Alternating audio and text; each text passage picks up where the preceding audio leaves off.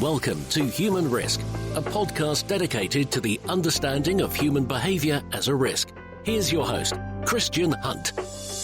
Hello and welcome back to the Human Risk podcast. And on this episode, I'll be speaking to Richard Bistrong, who specialises in the prevention of bribery and corruption and in supporting organisations in delivering more effective compliance programs. Richard has a fascinating backstory that I'd encourage you to check out, and there are links so you can do that in the show notes. But he's also got some really interesting insights from the conversations he's having with his clients.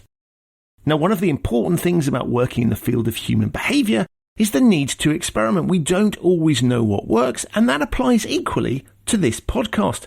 So for this episode and a couple of others with Richard, I'm going to break the conversation up into shorter than normal 20-minute segments to see how you like it. For this first part, Richard and I discuss the importance of effectively incentivising employees to do the right thing. I hope you enjoy the episode and do let me know what you think about the shorter format. So Richard, welcome to the podcast. It's a pleasure to have you on.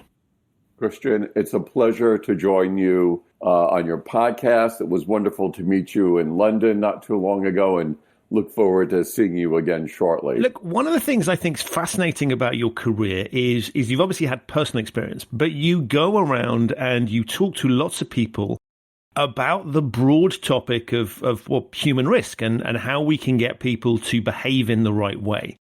And so what I wanted to do was kind of pick your brains as to what we can learn from both your experience, but also what you have learned speaking to other people. Well, I think we're on an ethics and compliance journey, Christian. And as I travel and I'm sharing and exchanging experiences with commercial compliance and business leaders, I think if I had to generalize what I'm seeing out there is a shift from where the compliance department and compliance leaders have built relatively robust, what we might even think of as defensible programs. But now they're concerned about how to get their business peers taking this as seriously as they do.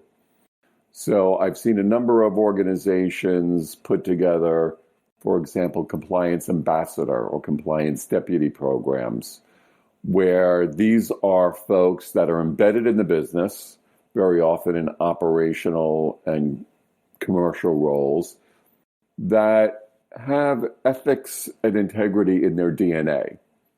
And they enjoy being a voice of compliance embedded in the business. So I think what we're starting to see is that executives are realizing that when compliance is only coming out of the voice of the compliance and legal department, well, Christian, in speaking from my former self as a sales executive, that sounds like a support function. Right. But when it's coming out of the voice of business leaders, then it just sounds so much louder because it sounds like doing things the right way is part of the corporate narrative, not just the legal one. So high altitude, that's a little bit of the journey that I see us on now. And I think that's really interesting because if you look at other parts of organizations, whether it's sort of operational piece or even say something like physical security, historically, there would be a function that was responsible for dealing with that. Procurement is a good example, logistics being another, where these things happen behind the scenes. And the business people don't kind of need to get involved in that stuff because that's not their job. And it goes on. And that's why you have a function like that. And I think it's interesting when you look at compliance, it's almost been set up as a thing that says this is highly complicated. And the reason we need a compliance function is this is far too difficult for you people to get involved with, and you've got other things to do. And then suddenly there's been a realization that you can't make this stuff happen in a way that you could for logistics. You know, we don't need everybody in the organization to be involved in the purchase of stationery or of supplies. But we do need everybody in the organization involved in kind of the ethical, the compliance piece. And I think what you've described there is that kind of transition. And we've seen it a little bit in the physical and the cyber world where we need everybody within an organization to be paying attention to suspicious people wandering around the building, to suspicious phone calls, to those sorts of things. And we've kind of enlightened them to get them to help the people whose job that primarily is. I think compliance and ethics, it becomes even more important because actually you're not just a sort of an eyewitness to what might happen. You are potentially a perpetrator of some of the things that we don't want. And I think that's a really interesting the way you described it, which is this attempt to embed something that historically we've thought about as sitting alongside. That's a really good point. And going back to your background and experience, I think the cyber analogy is a good one.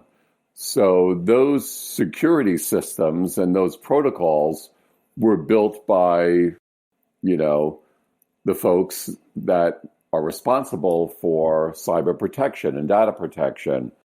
But awareness and sensitivity around those issues is everybody's responsibility. So, looking at your experience, those compliance programs and those ethics and integrity initiatives were maybe 5 or 10 years ago developed with sort of a criminal law perspective as we have a new law, right? The Bribery Act in the UK.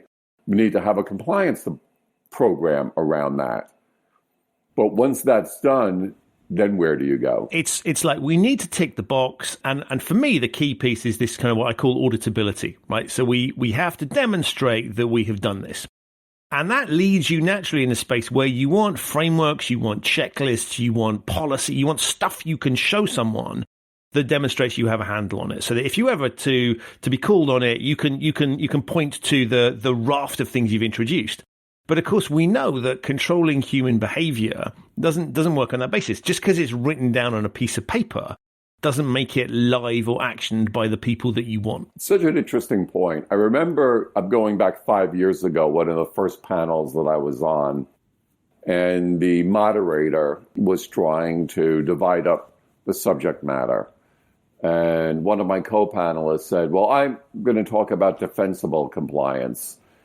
And I said, okay, I'm going to talk about understood compliance, because from my perspective, just because you might think that you have a robust compliance program, one that might even pass, scrutiny on the regulatory side, doesn't necessarily mean that it's embraced and understood as a part of commercial success in the field. And I love that, because as you were saying, defensible compliance, I mean, my brain just went, I'm going to stick the two letters IN in front of that, because actually I think it becomes indefensible, because the time when you'll only know whether your thing is any good if something goes wrong. Right. Because it's very difficult to prove. It's a bit like anything else with security services or anything. You spot when things go wrong. You tend not to spot when they're doing a good job. And I think there's a piece that sort of says there, at what point are you defending this thing? Well, the answer is you're going to defend it when you're called to defend it, when it really gets bad.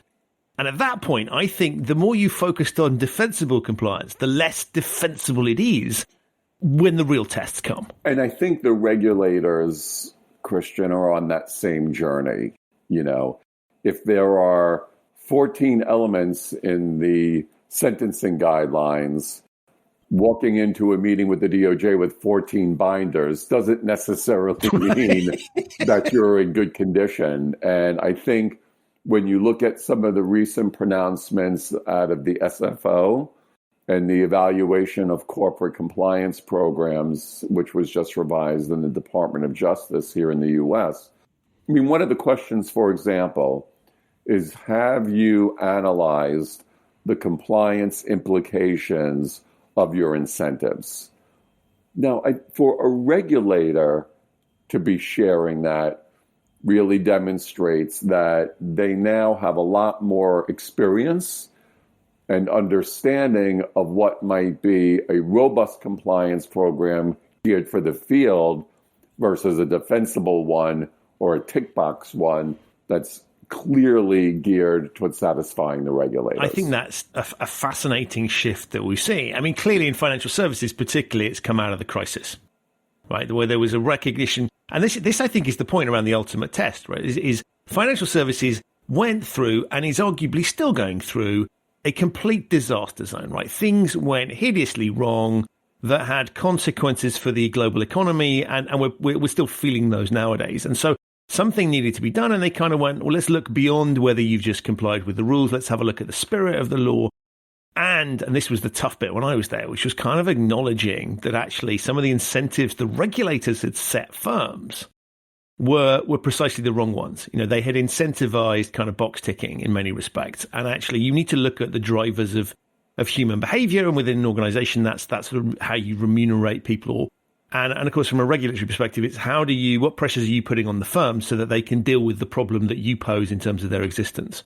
So I think this shift that we're seeing is quite interesting. And your point around, you know, the incentives that we set people, I think we're really starting to see organizations now understand that if you have primitive measures, there will be unintended consequences of those primitive measures if you haven't thought through all of the particular nuances of the situations people find themselves in. When I'm presenting to multinationals and I talk about incentives, I put the side of a prescription pill box on my slide, and I share your incentives and your objectives are like prescription medications. They all have side effects, okay? Love it. Now, the question is, because those side effects and those behavioral side effects take place the day you put those incentives in place, do you know what those side effects are, and do they align with your compliance, ethics, and integrity goals? Now, over here, Christian, the Department of Justice has specifically called that out in a publicly released document. I love the way you articulated there, because it's not kind of, you need to be careful with your intent. It is literally what you've literally said, and I love that analogy. What you've just literally said is, look, it's not a question of are there any side effects? They will exist. There will be those things. So you had better understand what those are from day one. And I think all too often what happens is you need to make sure that your remuneration is aligned with your corporate objectives, as if to say that it is possible to create something that doesn't have side effects. And what you've just nicely articulated is that those side effects are going to happen. There are going to be those pieces, and it's a case of how you manage that. And I think that's a lovely example of where we like to have a really simple codified view of the world, where it would be really nice if we could create incentives that were 100% aligned with the objectives of the organization, that didn't cause problems. But as you've identified, medicine doesn't work on that basis. And actually, we understand a damn sight more about how the body operates in terms of the sort of biological functions, as opposed to the cognitive ones.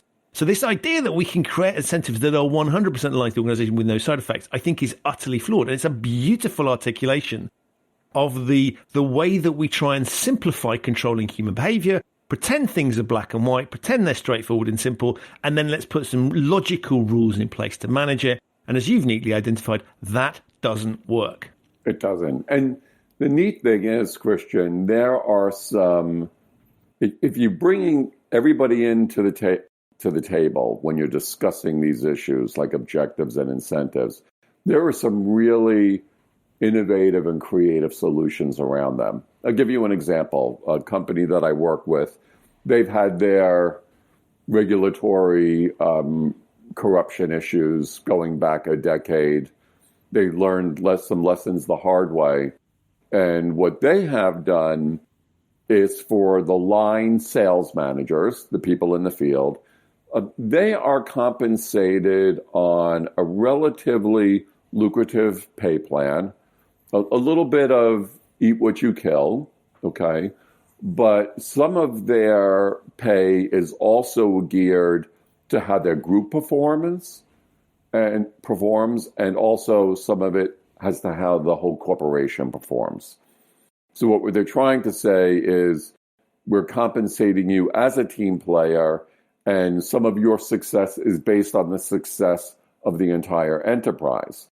But one of the interesting parts of how they try to minimize those side effects is their managers, the regional sales managers, which is often what I call the frozen middle of ethics and integrity, right? Because those regional managers have the volume controls on the get the business done and it's always important how you get the business done. Right.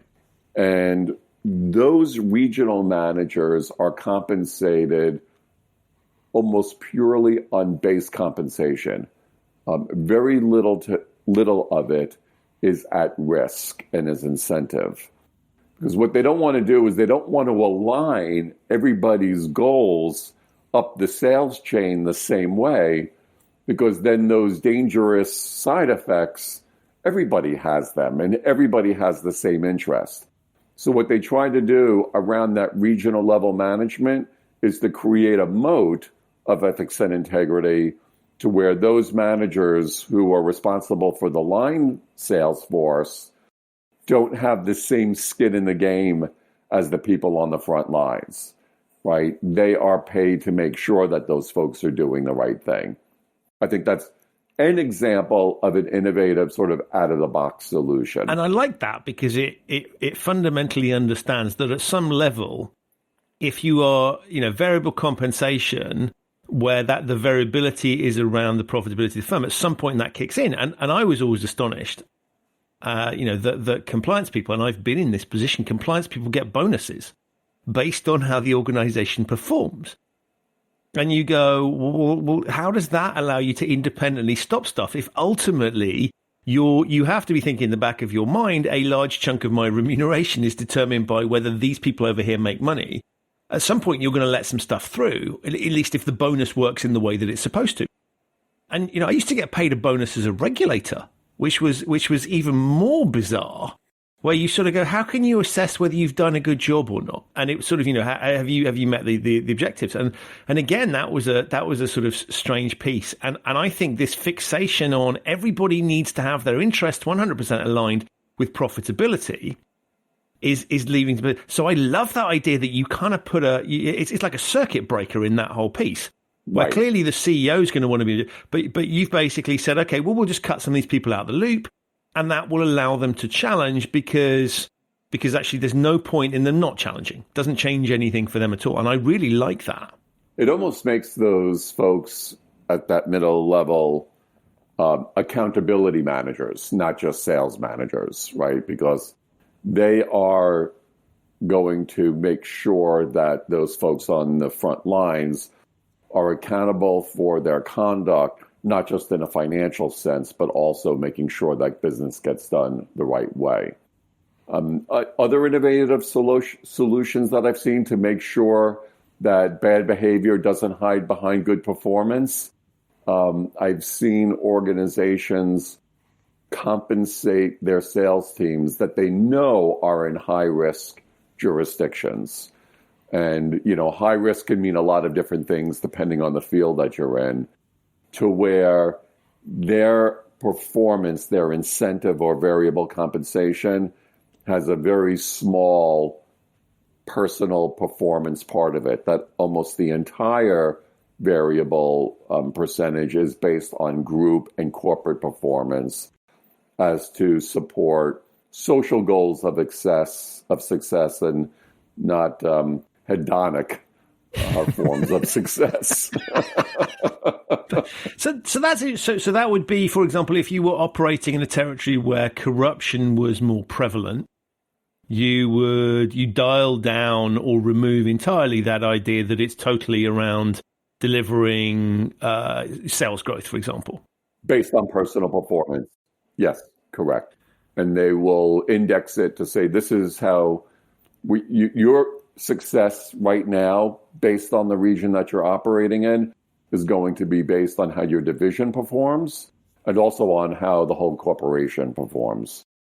So take a deep breath and relax. We're looking for long-term and sustainable business growth, and giving you an eat what you kill compensation plan based on lucrative objectives.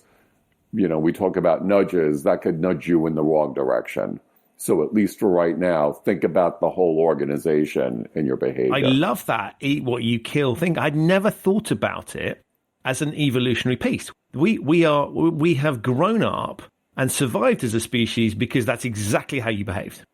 And of course, the way we want to collaborate in the 21st century is precisely the opposite. And I'd never made that evolutionary link. So that's a beautiful kind of simple way of looking at it, saying, of course, if you incentivize me to behave in that manner, it's programmed into my DNA as a human being that is how I will react. So I'll probably go overboard in pushing that objective because I'm really good at that. Because otherwise we wouldn't be here today if our predecessors and ancestors hadn't behaved in that manner. So it's a skill set that we inherently have. And the way you've articulated there is to say that actually a lot of these corporate structures bring out the worst in people. It's ingrained in them as human beings. And I think that also helps with the explanation of this isn't always bad people doing bad things.